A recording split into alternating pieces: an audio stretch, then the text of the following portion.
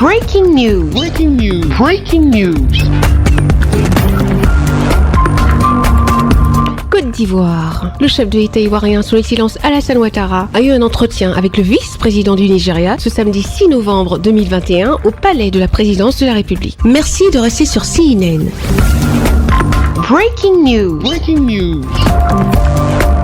Le président de la République de Côte d'Ivoire, son Excellence Alassane Ouattara, s'est entretenu ce samedi 6 novembre 2021 avec le vice-président de la République fédérale du Nigeria, son Excellence Yemi Osinbajo, présent à Abidjan dans le cadre de la grande commission mixte de coopération ivoiro-nigériane. L'entretien a porté sur les travaux de cette grande commission, la lutte contre le terrorisme et les narcotrafiquants, ainsi que sur plusieurs sujets d'intérêt commun. Monsieur Yemi Osinbajo a souhaité le renforcement de la coopération entre la Côte d'Ivoire et le Nigeria dans le domaine du secteur privé. Very much for very kindly. Excellence, Monsieur le Président de la République, nous avons pu donc au sein de la commission, de la grande commission de coopération, signer 9 accords avec la partie ivoirienne concernant donc les affaires consulaires et migratoires, l'agriculture, la lutte contre la drogue et les narcotrafiquants et bien d'autres accords qui sont très importants pour le développement de l'Afrique. Il faut dire que nous avons également travaillé sur le renforcement du secteur privé de nos deux pays et ce qui est en train d'être fait maintenant va nous permettre d'aller plus loin dans l'avenir. Donc nous avons eu également à travailler sur les questions de sécurité, notamment la sécurité au Sahel. Mais j'aimerais aussi, Excellence, Monsieur le Président de la République, vous transmettre les salutations les plus fraternelles de votre frère et ami, Son Excellence, Monsieur le Président de la République fédérale du Nigeria, Buhari. Notons que la ministre d'État, ministre des Affaires étrangères, de l'intégration africaine et de la diaspora, Madame Kandia Kamsoko Kamara, le ministre directeur du cabinet du Président de la République, Monsieur Fidel Sarasoro, le ministre secrétaire général de la Présidence de la République, Monsieur Abdourahmane Sissé et le ministre de l'Économie et des Finances, Monsieur Adama Coulibaly, ont pris part à ces échanges.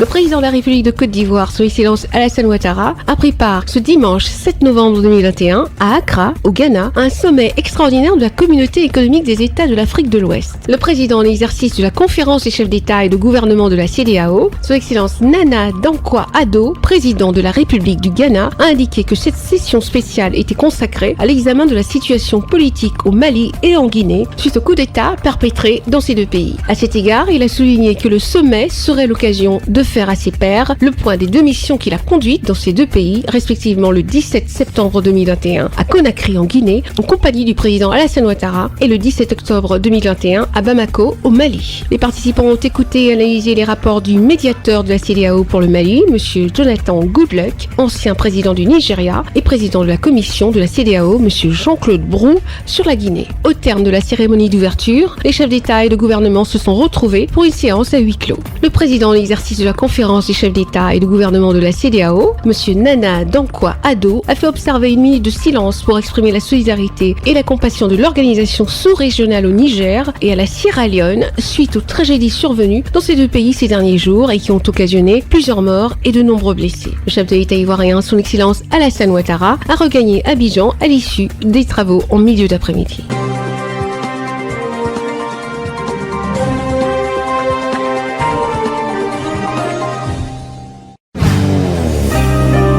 CNN. Communiqué CNPS numéro 63/21/CNPS/DG/DACI/DT du 8 novembre 2021. Le directeur général de la Caisse nationale de prévoyance sociale informe les employeurs et les travailleurs qu'une campagne de dépistage et de contrôle des grands chantiers de construction des bâtiments sera menée sur toute l'étendue du territoire national au cours de la période allant du 1er novembre au 31 décembre 2021. Elle a pour but de faire immatriculer non seulement les employeurs qui évoluent situent en marge de la législation de prévoyance sociale, mais également les travailleurs privés par ce fait de la couverture sociale. Aussi, le directeur général rappelle à tous que le décret numéro 2015/2517/PM du 16 juillet 2015 fixant les modalités d'application de la loi numéro 17/2001 du 18 décembre 2001 portant réaménagement des procédures de recouvrement des cotisations sociales précise les modalités d'affiliation et d'immatriculation d'un employeur et d'un assuré. Celles-ci sont obligatoires et s'effectuent par déclaration, dénonciation ou d'office par la CNPS. Il invite par conséquent les employeurs à une plus grande collaboration avec les agents assermentés de contrôle et d'enquête afin d'éviter toute taxation d'office à leur encontre. Le directeur général compte sur le civisme de chacun des employeurs pour une meilleure application de la législation sociale. Communiqué signé Noël Alain Olivier, Mekulu Vondo Akame, directeur général de la CNPS.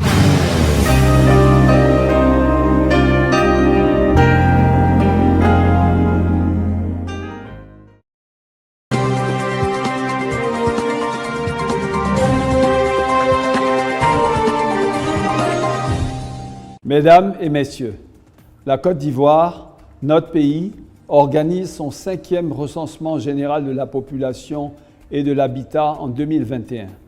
Cette importante activité, voulue par le président de la République, son Excellence M. Alassane Ouattara, se déroulera du 8 au 28 novembre 2021 sur toute l'étendue du territoire national.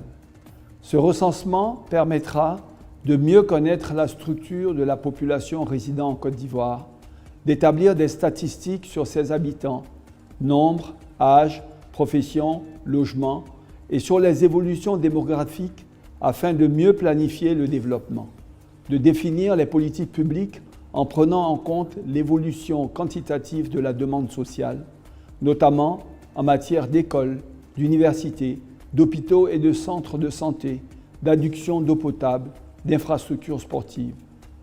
Le recensement permettra également de définir les populations de chaque circonscription administrative.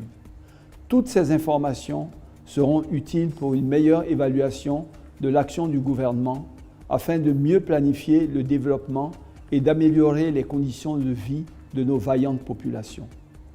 Je voudrais, au nom du chef de l'État, son Excellence M. Alassane Ouattara, et au nom du gouvernement, remercier l'ensemble des partenaires au développement pour leurs précieuses contributions.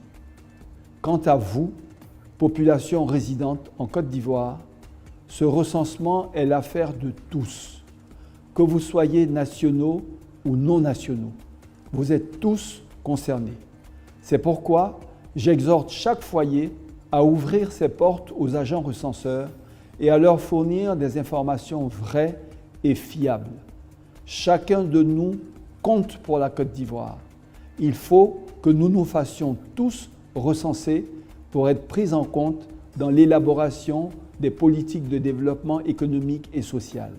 C'est un acte citoyen. C'est sur ces quelques mots que je déclare lancer la collecte des données du 5e recensement général de la population et de l'habitat 2021 sur toute l'étendue du territoire national. Je vous remercie.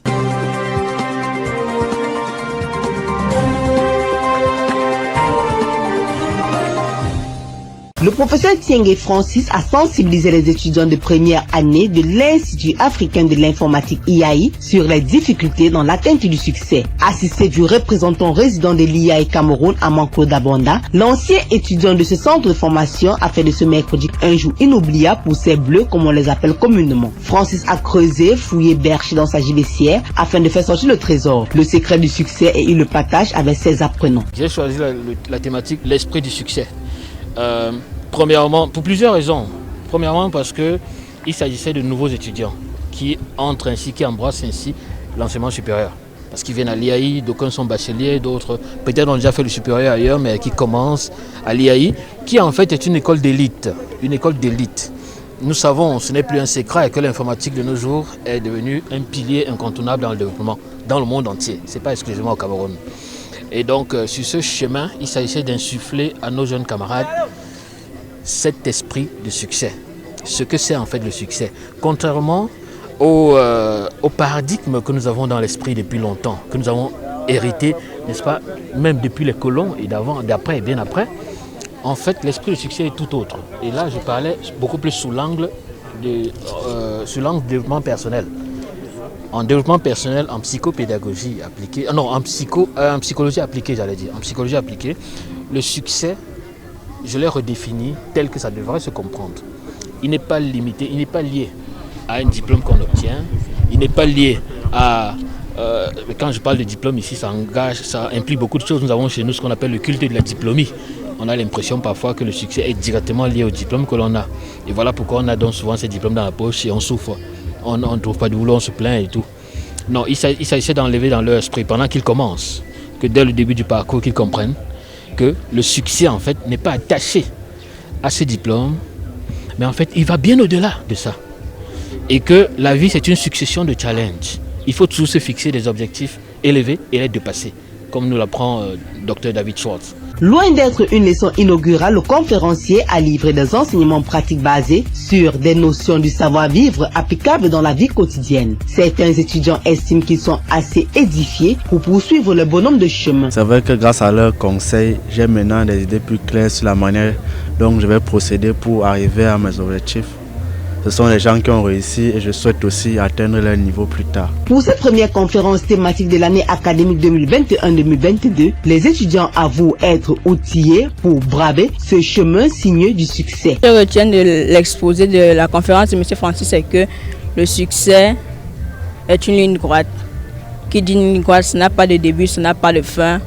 Et chacun doit travailler pour, à son petit niveau, essayer de se maintenir pour obtenir une petite satisfaction dans son fort intérieur. À cette ère du numérique où il existe une kyrielle de possibilités de s'auto-employer, il est question de booster ou de développer chez l'étudiant l'instinct entrepreneurial qui sommeille encore en eux.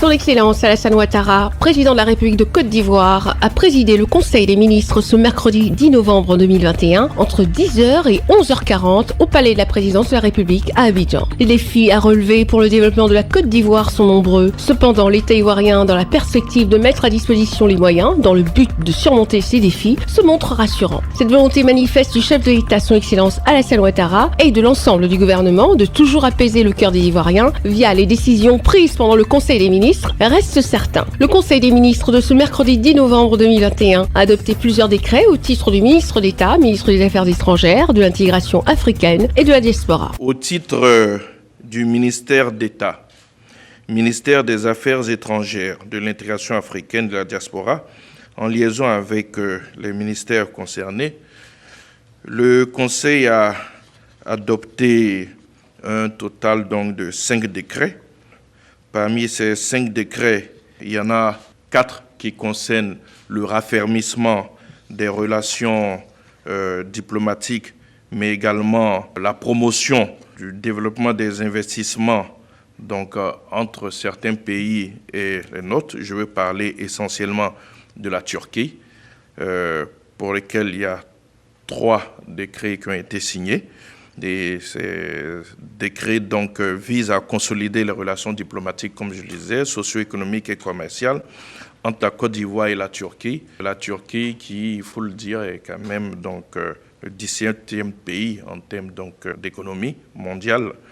Et le 4e, lui, il porte donc sur le raffermissement des relations donc de coopération économique et financière avec la République de Maurice. Le Conseil a adopté une communication relative au point des opérations des fonds Covid-19 à fin octobre 2021 et aux perspectives. Les 4 fonds ont réalisé sur les 10 premiers mois de l'année 2021 des opérations d'un montant total de 27,953 milliards de francs CFA répartis comme suit.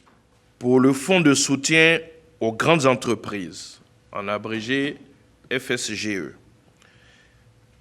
ce sont 8,4 milliards de francs CFA d'appui financier qui ont été octroyés à 39 grandes entreprises.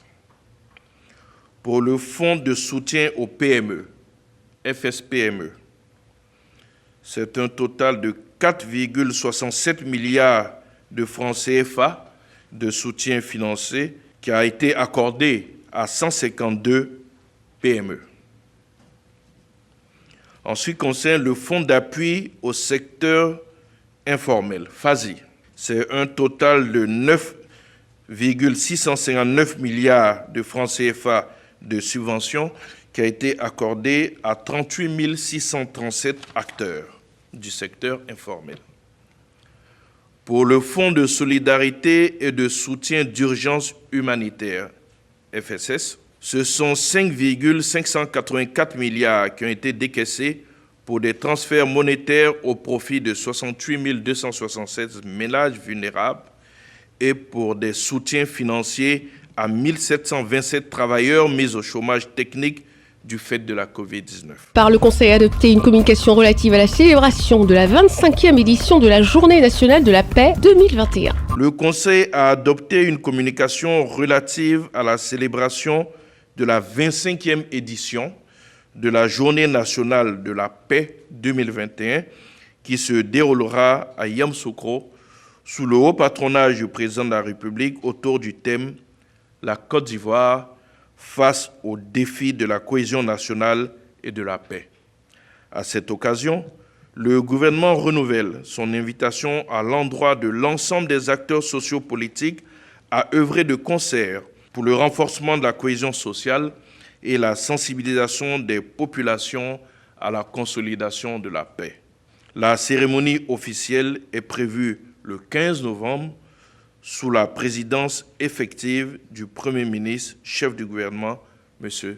Patrick Achi. Au chapitre des divers, le gouvernement a été informé que le président de la République de Côte d'Ivoire, son Excellence Alassane Ouattara, se rendra en France à compter de ce mercredi 10 novembre 2021 pour prendre part au Forum sur la paix du 11 au 13 novembre 2021 et participer aux festivités marquant le 75e anniversaire de l'UNESCO le 12 novembre 2021. Le prochain Conseil des ministres aura lieu le mercredi 1er décembre 2021. Merci d'être sur CNN, la télévision autrement. Les programmes se poursuivent. Retrouvez en ligne toute l'info en continu sur CWeb Info, 100% info, non-stop.